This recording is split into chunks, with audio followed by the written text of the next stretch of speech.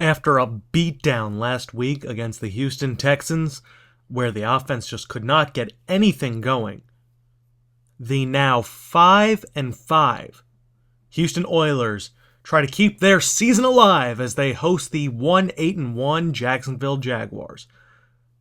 Changes had to be made, and Andre Holmes and Taylor Gabriel were both signed with the release of Bo Rogers and Logan Mankins. Jeremiah Ward has been booted from the starting lineup. And you will see this week's starting lineup as the Oilers host the Jaguars. The way it goes, Andre Holmes will be the number 1 receiver. Kendall Wright will be the number 2 for matchup purposes. Taylor Gabriel will be in the slot. And that is how it's going to be. Justin Hunter will be the 4. Jeremiah Ward is not on the depth chart. He is a healthy scratch for this ball game. So with that being said, Coach Andre Rousseau and the Houston Oilers hope to keep their season alive, and Sterling King hopes to bounce back after a second pitiful performance against the Houston Texans. Lewis Ellison is back to return Randy Bullock on the kickoff as the Oilers will start off with the football, and we are underway as Lewis Ellison will get the return from about 2 yards deep, kicks it to the outside, breaks a tackle, and is forced out of bounds. And it's just like a touchback as they will start from the 20. Here comes Sterling King. 60% on the season. 16 touchdowns to 12 picks. Not the best season. He had 2 terrible games against the Texans. The rest of the season's been pretty good. Let's take a look at this starting lineup. Like I said, Reed Bostic at left guard, Schwanke, Warmack, Joyner, and Luan, Andre Holmes, Kendall Wright, Escobar, Turbin, Taylor Gabriel, and Frankie Bynes. King quieting down the crowd on the first play or second play of the game. Kendall Wright makes the catch on the slant and is tripped up. Jenkins just saved a touchdown as Kendall Wright had green grass ahead of him. Robert Turbin gets a gain of 6 as they move past midfield. 2nd and 4 from the 49-yard line. Jaguars adjusting their defense, showing a blitz on the line. Pass complete to Taylor Gabriel, his first catch as a member of the Houston Oilers. That'll move the chains. Pass underneath to Gabriel on the drag. Taylor Gabriel with the quickness gets to the outside and he is gone. 42 yards and the Oilers start off strong. It is now 7-0. Taylor Gabriel showing extreme quickness out of the slot. Something that the Oilers have lacked. Separation, route running, just quickness in general. As here comes Blake Bortles. 4 touchdowns to 10 interceptions. A pitiful season for a really bad team. 1st and 10 from the 20. Bortles, he's going to drop back. He has time in the pocket, dancing around, escapes Murphy's sack, and he's tripped up by Akeem. Put your hands in the airs and wave them like you just do not care. As Ryan Matthews is their starting running back along with Deshaun Lofton, Scott Chandler, Brian Leonard, and Allen Robinson. 3rd and 10 from the 20. Bortles steps back, throws, and he's going to find Lofton. Deshaun Lofton for a gain of 25 yards, and that's the first down of the game for Jacksonville. 1st and 10 from the 45. Bortles comes down the shotgun. It's a draw to Ryan Matthews. Matthews makes a cut and is wrapped up by Ethan Freeman after breaking the Amukamara tackle for another Jaguars first down. Pass underneath to Fairley is caught for about 7. Bortles is 3 for 3 to start this game out. It's a pitch to Matthews, and Ryan Matthews is stopped. Quentin Barkley and Avery Williamson with a great collaboration tackle sets up a 3rd and 3 from the 36 with 6:40 left in the first. Bortles from under center is going to drop back. Feels some heat and rolls out. Dylan Murphy strips him. It's picked up by Nelson Bowenzi. He has one man to beat it. It's an O-lineman. And Nelson Bowenzi is gone. A fumble recovery touchdown. And the Oilers are on top 14-0. They're coming out like a house of fire right now as the Jaguars are in a 14-0 hole very early on. Ryan Matthews on 2nd and 7 gets about 6.5 before being wrapped up after a false start penalty. 3rd and 6 from the 38. Bortles looks, Touch pass complete to Fairley. A fairly good pass, as that will set up a first down in Oilers territory. Delay to Ryan Matthews. It's going to be a gain of 5. 2nd and 5 from the 41-yard line as Bortles approaches the line of scrimmage. It's a handoff to Matthews once again, and it's another first down on the ground for Jacksonville. Draw to Matthews. Matthews sweeps for 8. 2nd and 2. An odd front by the Oilers, and Ryan Matthews is going to take advantage as Ryan Matthews gets to the outside, and he is in for the touchdown. It's now 14-7. 3rd and 4. Or actually, 1st and 10 from the 34-yard line. King adjusting the play. Steps back. Quick pass to Gavin Escobar, who is shoved out of bounds after a first down. King starts out 5 for 5 for 95 yards. 2nd and 6 from the 48. King analyzing the field. Under center, adjusting the play. It's going to be a handoff to Robert Turbin, who makes a cut and gets about 3. Sets up a 3rd and 3 at the start of the second quarter of play. King comes out in the shotgun. 2 tight ends on the field. Turbin in the backfield with him. King steps back. Passes complete to Delaney Walker, who trips forward and is stopped inches short of the first down marker. In real life, that's a first down. But either way, Frankie Bynes is going to run for that first down on 4th and inches, because on 4th and inches, you have to go for it. There's no two ways about it. 2nd and 9 from the 43. It's a draw to Turbin. Turbin gets about 7. He has 5 carries for 19 yards. Sets up a 3rd and intermediate for the Oilers. Holmes in motion. King steps back, steps up, hit as he throws. That's the first incompletion of the game for the Oilers, and it will result in a Ronnie McRoy punt.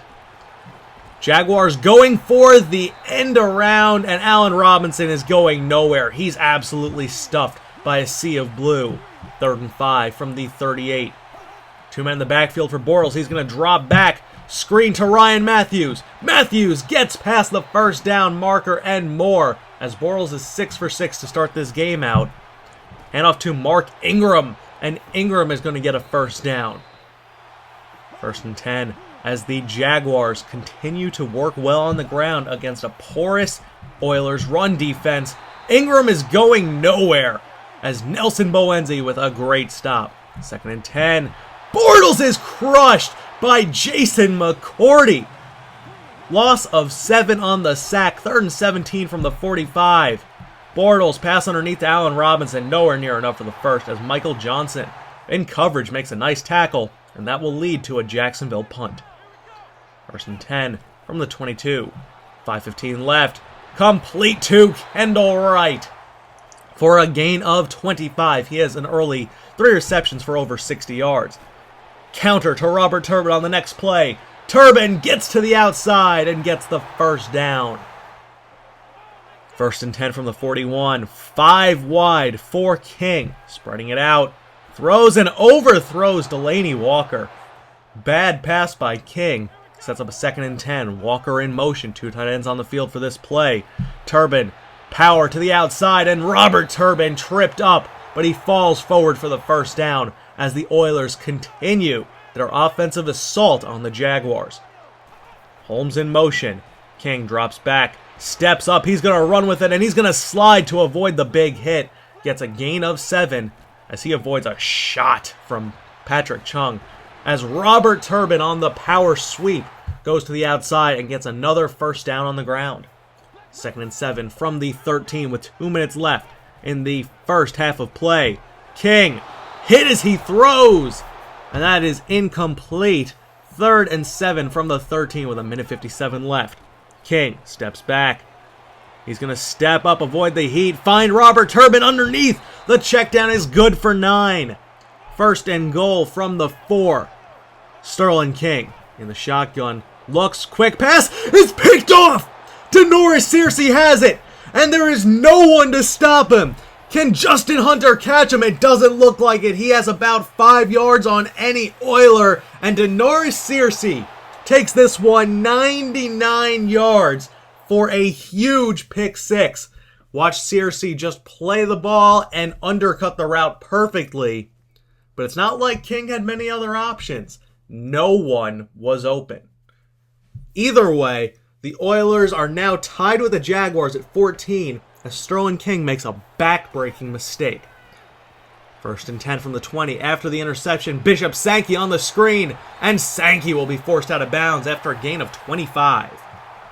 Good way to answer back immediately after a bad miscue. Bishop Sankey on the screen. He's going to get enough for, or on the draw. He's going to get enough for a first down. That is a gain of 12. 2nd and 10 from the 43-yard line, a minute left. King steps back, finds Turbin, who just drops it. Hits him right in the hands, but he can't hold on. 3rd and 10. King sends Gabriel in motion. Coming out in the shotgun, 3 wide. Escobar offset on the line. King steps back, and he's going to find Kendall Wright on a reverse post. 2nd and 3 from the 20. King pass to Escobar in the flat, who breaks a tackle. Could have been called for a late hit by Patrick Chung, but it's enough for the first down regardless. 1st and 10 from the 16. King, high pass to Andre Holmes, the 6'4 wide receiver, hauls it in, and they're going to hurry back to the line of scrimmage. 1st and goal from the 4, with about 15 seconds left in the half. King steps back, finds Gavin Escobar for the touchdown, and the Oilers take a 21-14 lead, and that is where we will be going into the half. Jacksonville starts off with the ball. Who is going to be your second half MVP? Who's going to win this ball game? We're going to find out if the Oilers can improve to 6-5 and keep their season alive, or if the Jaguars will win their second game of the season. We'll find out right after this. Sterling King is putting up massive numbers through the air, over 200 yards passing in the first half, but they're only up by 7. Ryan Matthews on the first play of the half gets 9 on the delay. 2nd and 1 from the 29. Bortles steps back, looks, throws to his right, and it's picked off! Will Bostic has it, and he's streaking down the sideline. He is in! A pick 6 for Bostic. 14 points on defense for the Oilers, and we're going to watch this one more time. They're playing a zone defense. Bostic read it all the way as that pass was intended for Fairley, and he does indeed stay in bounds. That is a pick 6, and the Oilers extend their lead. It's now 28-14. Bortles in the offset eye, hand off to Ryan Matthews, who's wrapped up by Quentin Barkley on 2nd and 11. Setting up a 3rd and short. Bortles pitch to Matthews. Matthews slowed down by Freeman and finished off by Avery Williamson. And that will be a Jacksonville punt. 2nd and 11 from the 19. King steps back. Looking, finds Gavin Escobar for a gain of 17. He's 17 for 23 passing, 221 thus far. 1st and 10. King drops back. He is sacked up the middle by Hudson. 3rd and 16 from the 30. 8:47 left in the third quarter play. Play action fake. King steps up, feels the heat, airs it up, and it's caught by Andre Holmes. Andre Holmes leaps over Patrick Chung. He has a 5-inch advantage on Chung, and it was pretty evident here as Andre Holmes elevates and bodies the much smaller Chung for a huge first down. King likes having targets like that, you can tell, as he is wrecked by Jeremy Evans, untouched on the blitz. Loss of 8, 3rd and 17 from the 19. Is it worth taking a shot for the end zone? No, it is not, as King is going to run with it. He's actually leveled by Jonathan Cyprien, but that is going to be a field goal, and the score is now 31-14. That Andre Holmes pass was pretty beautiful, as Ryan Matthews powers his way for 6, but is injured on the play. Mark Ingram is in. He's the man who ripped the Oilers to shreds last season, and on the draw, Ingram gets enough for another first down. He has 4 carries for 30 yards. 2nd and 5 from the 50. Allen Robinson in motion.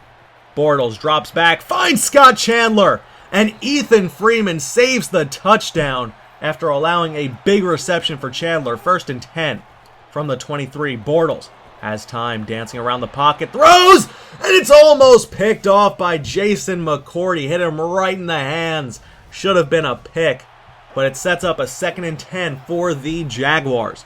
Bortles comes out in the shotgun, feels some heat, finds Mark Ingram. Ingram breaks the tackle from Bostic and is wrapped up by Avery Williamson, inches short of the end zone. 1st and goal from the 1. I formation for Bortles. Handoff to Denard Robinson, who dives for the end zone. He is in. And it's now 31-21. The dropped interception showed to be crucial as the Jaguars do put up a touchdown on that possession. Complete to Andre Holmes off the play-action bootleg pass. King is 1 yard short of 300 on the game. Play-action pass. He's going to find Gavin Escobar. He's over 300 as Escobar spins out and gets hurt on the play. 1st and 10 from the 36. Final play of the 3rd quarter. King in the shotgun looks and finds Robert Turbin, who breaks a tackle and fights for a 1st down.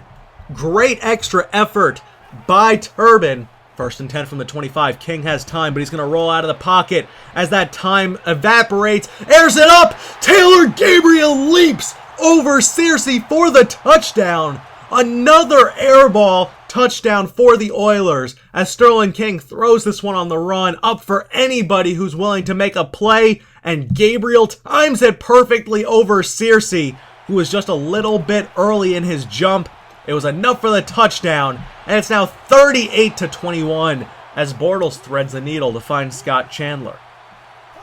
3rd and 2 from the 49. Bortles moving around in the pocket. He is sacked by Michael Johnson, and Kalen Mosley picks up the fumble. Another turnover for the Jaguars. 1st and 10. King escapes one would-be sacker, but is hit again, and he is down. Sterling King will not return to this ball game for no other reason than rest.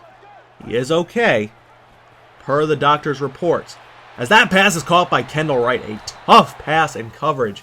In traffic, that pass from Ben Baker making an appearance, is enough for the 1st down. 3rd and 7. Baker's going to roll out with it, and Baker's going to dive as Pat Chung stops him shy of the 1st down marker. Another field goal makes it 41-21. Baker, play action fake, finds Gavin Escobar, who's back in the ball game. Sheds a tackle and is wrapped up by Chung after a 1st down.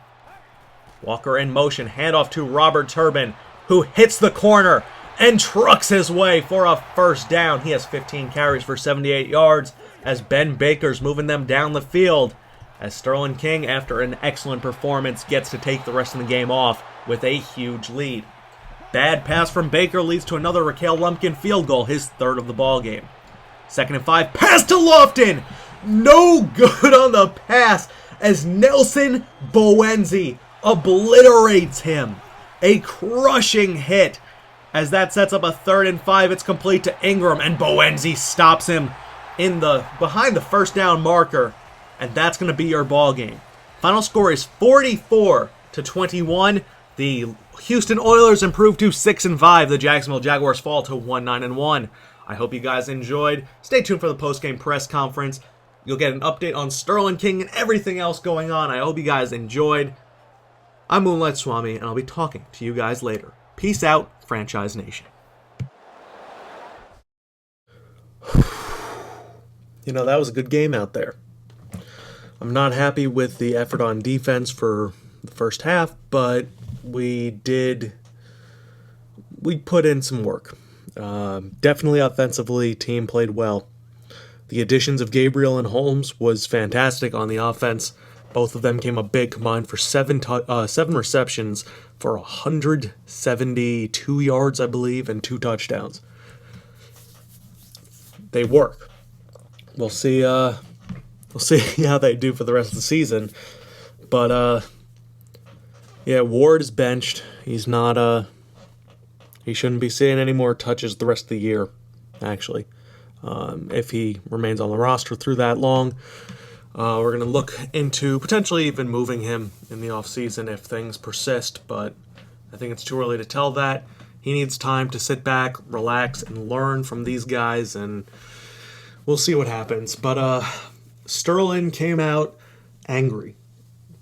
and he made one mistake on that Searcy interception. It was great blanket defense across the board. Made a bad decision to throw that pick, and it cost us. Luckily, it didn't cost us too much, but overall, he played really well. He's not hurt. He got the wind knocked out of him on a hit, and we decided that it wasn't worth putting him back into the game with the lead the way it was. Ben came in and did a pretty good job. Thought we'd give him a shot. Zach has kind of been inconsistent coming in as a backup QB, so we thought we'd give Ben, who got cut for whatever reason from the Giants, a shot. You know, there's a reason that he was a second-round pick. Thought we'd give him a few reps, see what he could do. Wasn't spectacular, wasn't bad though. Definitely was a solid backup and exactly what we needed. Robert did a pretty good job running on the ground. Didn't get a ton of touches, but he did well.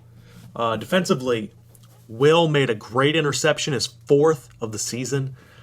Took it back to the house, which was fantastic.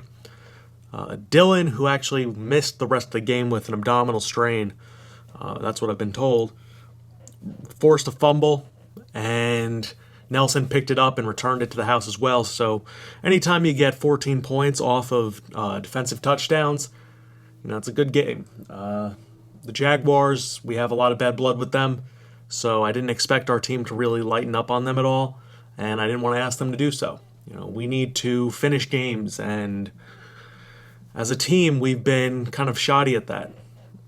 We lost to the Chiefs late. We lost to the Colts late. We almost lost to the Broncos late. We came back against the Steelers, but overall, you know, we need to be able to finish games and not take our foot off that gas pedal until the game is over. So I thought it was actually a pretty good performance down the stretch. We got a lot of sacks. Kalen comes in now with 8 sacks on the season, which is incredible for a midseason pickup. He's done an excellent job, and Quentin Barkley's done a very good job over at free safety. As it stands right now, Ethan is the team leader in tackles with Nelson and Avery 6 behind him. He has 72. They have 67 and 66, so it's 5 and 6 behind him. Overall, the team has done very well in bursts, but we still aren't playing to our maximum potential. We're going to have a lot of time to mull over decisions through free agency, what we're going to do. But I like the way the team is headed. I think we have some really good talent, and I think that we can win some ball games with a core group of these guys. Speaking of which, it's really not been talked about at all, but we have the best punter in football. Ronnie has been unbelievable. He has 16 punts inside the 20. The next best has 9 in the NFL. Only 3 touchbacks. Really excellent performance. He has the best net yardage. He has the best average overall. Really a great performance all season by Ronnie. He's really stepped up and was definitely worth drafting him. But overall, I think the team is looking all right. We face the Chargers next week. I believe we face the Jaguars again, then the Bears, and overall our run down the stretch isn't incredibly difficult. We are a game behind the Colts for second in the division. I believe the Colts actually are tied with the Steelers for the second wild card. If we can win some games, we might be able to squeak our way into the playoffs and see what we can do with that. But we do have an easier schedule. We just can't lighten up at all, and we need to play to, like I said, our maximum potential. Got to cut out the mistakes and focus on the big plays and really see what we can do. And I think we have a pretty good core group of guys for that. So, on to San Diego. Thank you.